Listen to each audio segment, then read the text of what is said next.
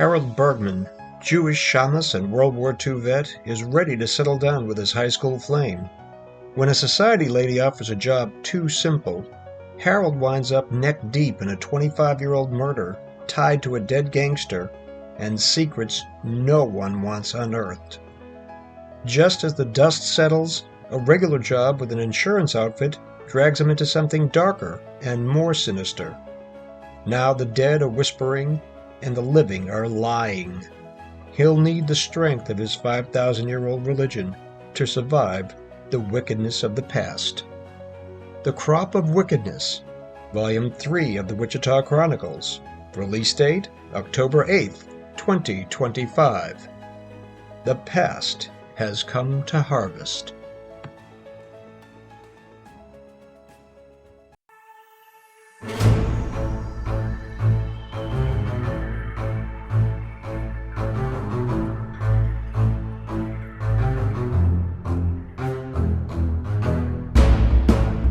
And welcome to Tiki Man of the Viking podcast.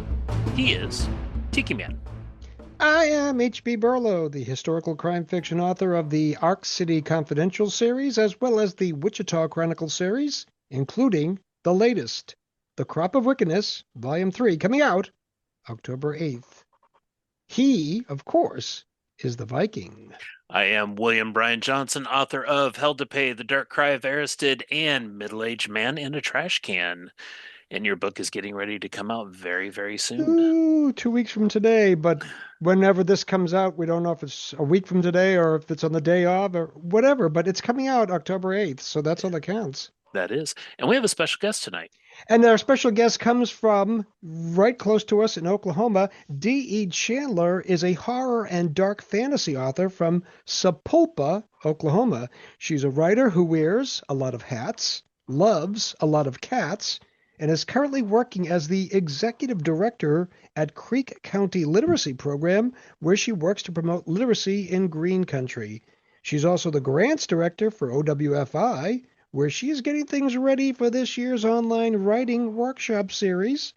She'll also be a speaker at this year's Tulsa Night Writers Craft of Writing Conference on October 18th, where I believe you and I will be as well. That's right. We welcome D.E. Chandler. Thanks for joining us.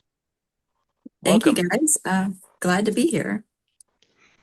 I want to have you give an outline, if you will, on your Nova Wave series. You have, I think, 3 books in that series. I do. So the first book is actually titled Bone Sliver, and it's it's I won't say it's post-apocalyptic. It's more apocalyptic because it's like everything is happening now, and Maxwell Edison, who's actually in Oklahoma, in the Tulsa area, has been called to do some paranormal investigations of a very intense kind. And then while he's here, all breaks loose. So he's trapped in Oklahoma, away from where he's used to, and all heck is breaking loose, and he's stuck in the middle of it and doesn't know what to do about it. So he has to figure out how to maintain his own humanity in the face of the transformation of humanity. Interesting. And on doing so in an area that he's not used to or familiar with, correct? Right. So you've got that double-edged aspect of whatever is normal is no longer normal, and it's no longer normal in a place that was never normal for me to begin with. Right. And then the second book is titled Nova Wave, and it's basically the continuation of the first story, but this one's more post-apocalyptic. They're dealing with settling into the new world and what all that entails. And then that book also introduces the second main character, Ellen, and that from there on out, it's a dual POV story. And I saw on your website that you're getting ready to re-release all these again? Right now, I'm getting ready to pull them all off of Amazon so that I can do a revision and make them better, because they were hastily released, I would say, as a fledgling writer sometimes does. And I want to add to the story, deepen it, give it layers. The next version I'm hoping to have out in 2027, 28. Okay, excellent. What draws you into the darker aspects of writing? Just, I don't know, it's kind of always been there in my life. Hmm. I kind of cut my teeth on Ray Bradbury and Mm. Stephen King, and it's just always been a fascination of mine. Even in nature, I draw a lot of inspiration from nature too. Hmm. And even there, I see both aspects of existence. And it's just always fascinated me, that Yeah, dichotomy. we're actually reading Something Wicked This Way Comes in class right now.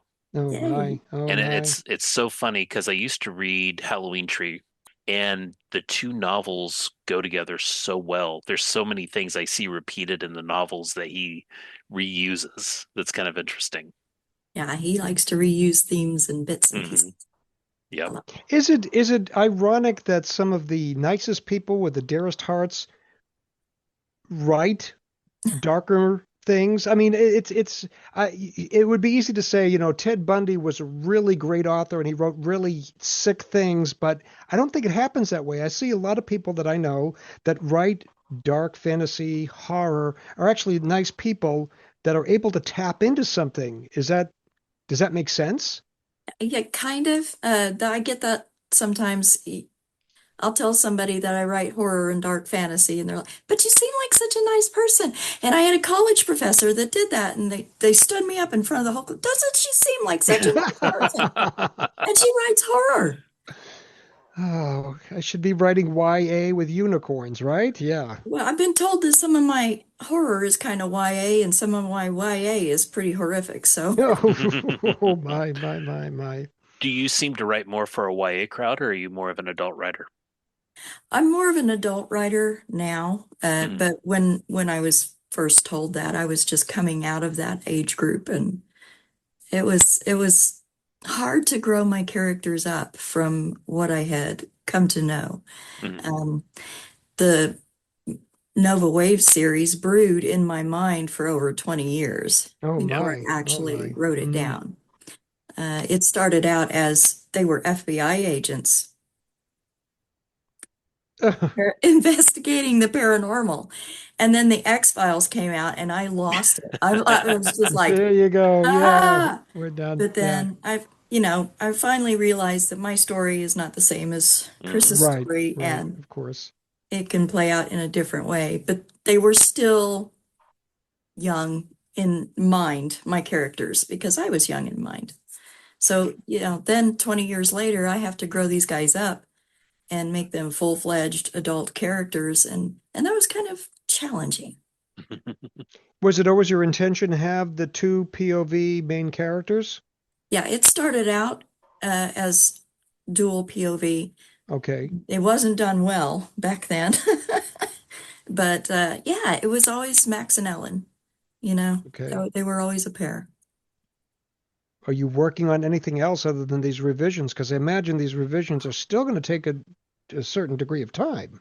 Yes, I actually have three other works in progress. Oh my. Um, two horrors and a dark fantasy. They are standalones, though. At least I think they are at this point. Mm-hmm. Uh, the Widow Woods is the horror that I'm working on, Okay. and I want this one to I want to shop this one around and see if I can find somebody to pick it up and find a home for it. And then I'm working on The Fae, which is also a horror. It is not a fantasy. It is a horror. Um, and then the Witch of Winter, which is actually the dark fantasy. Hmm. And The Witch in Winter, what sort of world is that set in? Is it your own kind of world building? Is it more of a common It medieval is world? it is a world-built fantasy world, Hmm. uh, just adjacent to our own. Okay. So it starts off in our world, and then the main character, Callie, is sort of whisked away, if you will, into this other realm. And that's where she finds out who she is. Hmm. What sort of word count are you aiming on these books for? Uh, Widow Woods is looking to be about 80,000. Okay. I'm looking at a little smaller on the Fae. Mhm. It's going to be moving a little quicker, probably about 60,000 or so.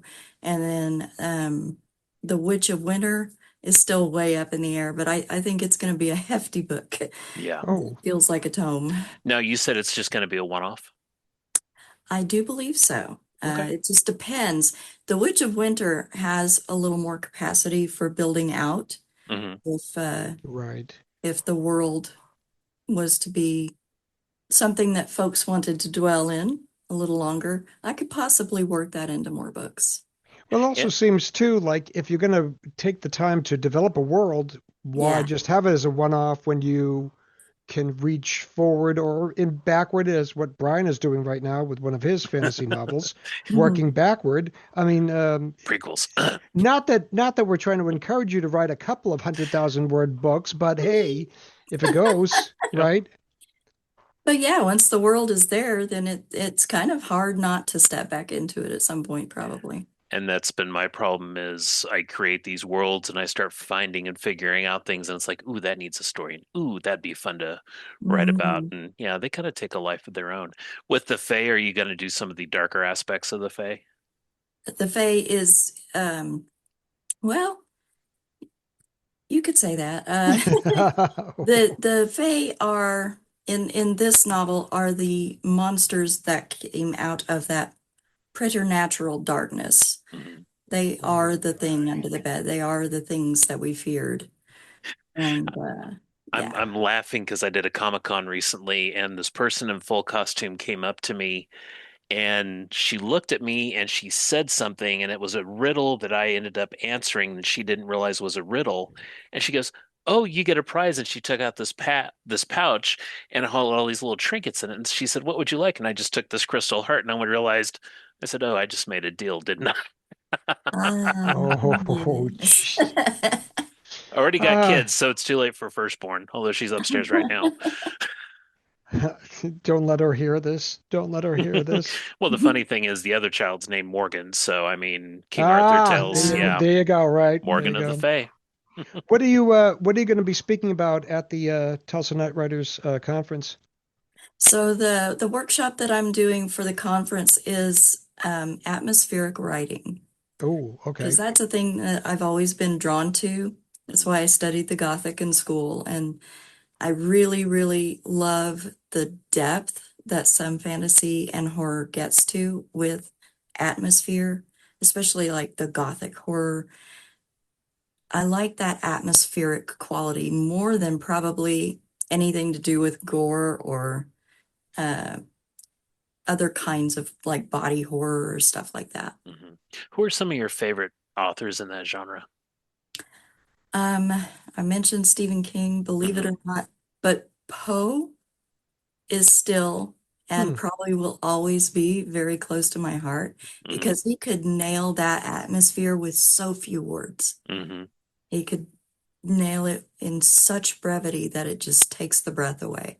Yeah, I was Um, about to say that the word use the word breathless. He does make you feel that way, like you're yes, just wow. I hadn't heard that before, and I think he was a progenitor of a lot of. Well, obviously they talk about him as the father of the modern Modern detective Detective. fiction. Yep. So I mean, there's that, but I think he did things and in short stories to be able to capture the atmosphere. I mean, I could tell you about Wuthering Heights when I was in high school. right. That was gothic and atmospheric, but that was an entire novel.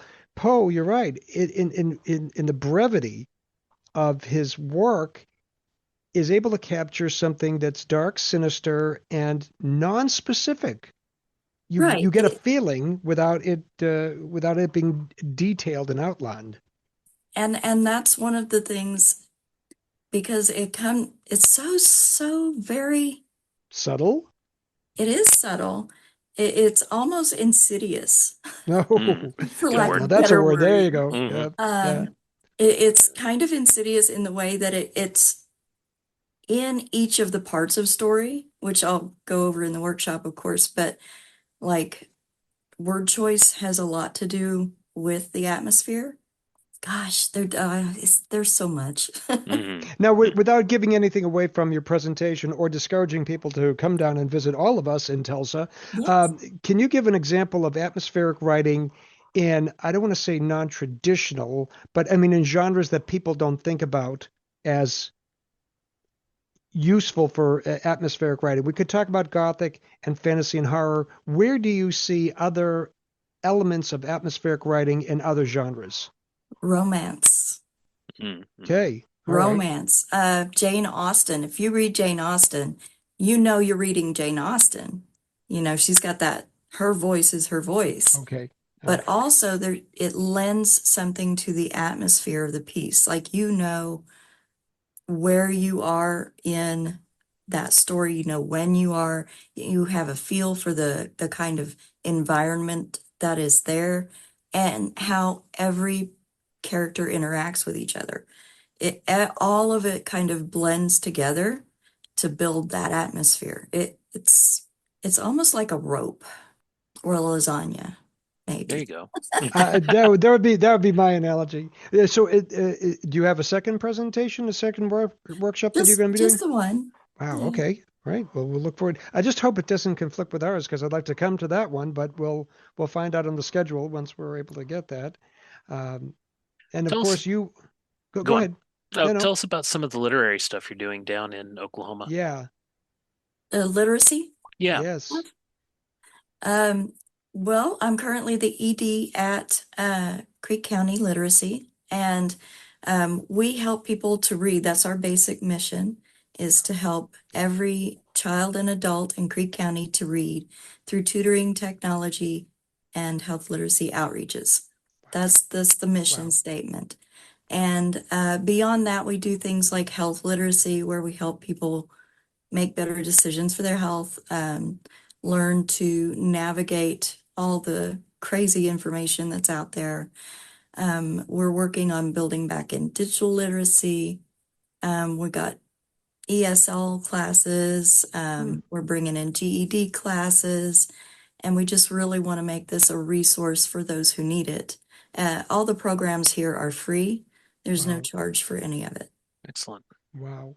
And what kind of staff do you have to do all this magnificent work? Well, there's 3 paid staff, Okay. and all the rest is volunteers.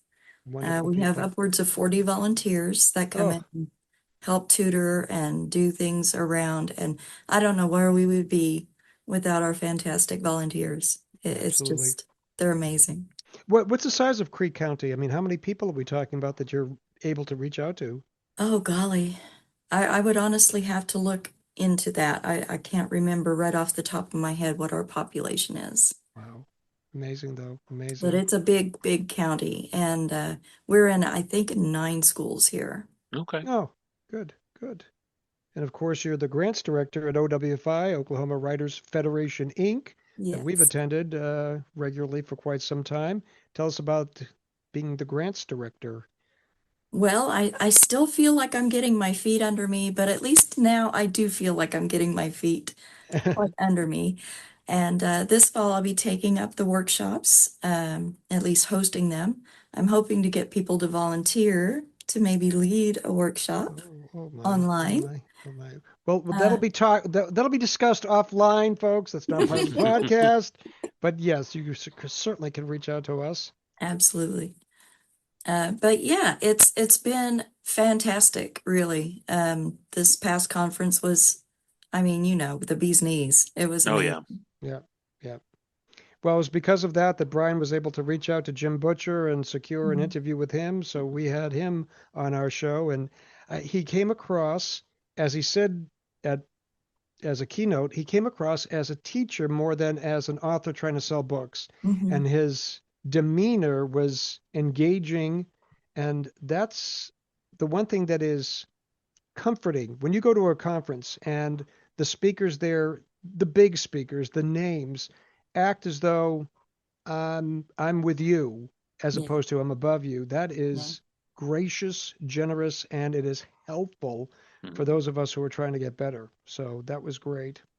And it was a great interview too. I got to catch part of it. Oh my Oh, goodness thank you. sakes. Well, Yeah. thank you. Thank you. We try to do good interviews. We just talk to people and let them talk about their work, because being a creative is special and unique. But the things that you're doing as a tangent, the literacy program ED, the grants director at OWFI, it all comes to bear because eventually the people that are learning to read are going to want to read fantasy, horror, historical crime fiction, romance. They're going to want to read. So we have a place to do that. As a grants director, my goodness, you're just, allowing people to share in such a conference. And that's beneficial as well too. So it's kind of like, what about you doesn't relate to writing? Well, the cats do. I know that. The cats are I important mean, to the me. cats are essential.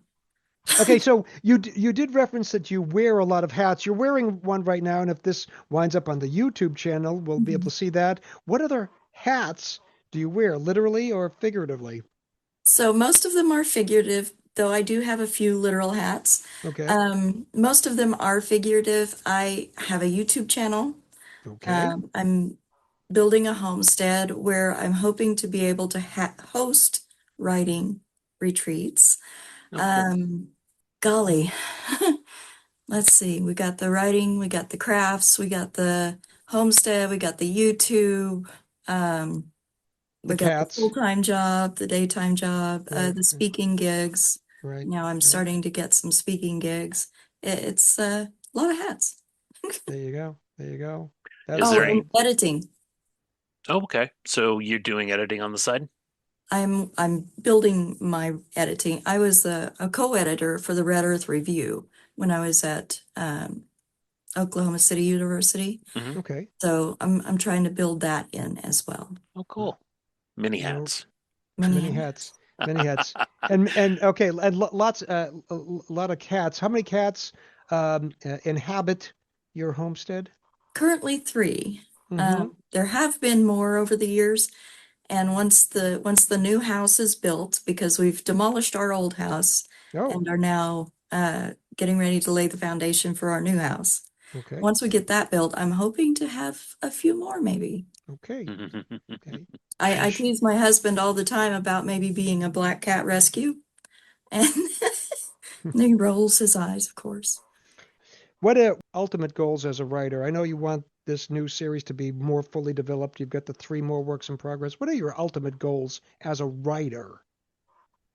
Just to bring people the stories they love. I would love for someday people to love my work the way I loved Bradbury's work. Or, I just want to build things that people love, build worlds that people love. That's cool. And 100. we have a certain way of ending our Mm-hmm. podcast, and I think it fits very well in here. And we Yes. always say, read a book. Read a book. Read a book. And in your case, keep helping people to read, and they will read a book. D.E. Chandler, thank you for joining us. We will look forward to seeing you personally, and I'm sure other people should be as well, at the Tulsa Night Writers Craft Writing Conference, October 18th of this year. Thank you, guys. Thanks so much for joining us. You take care. You too. Tiki Man and the Viking Podcast, brought to you by Rumination of Thunder Media. The following intro and outro music was used for this media project. The music Find Them by Alexander Nakrata. Free download from filmmusic.io. License Creative Commons Attribution 4.0 International.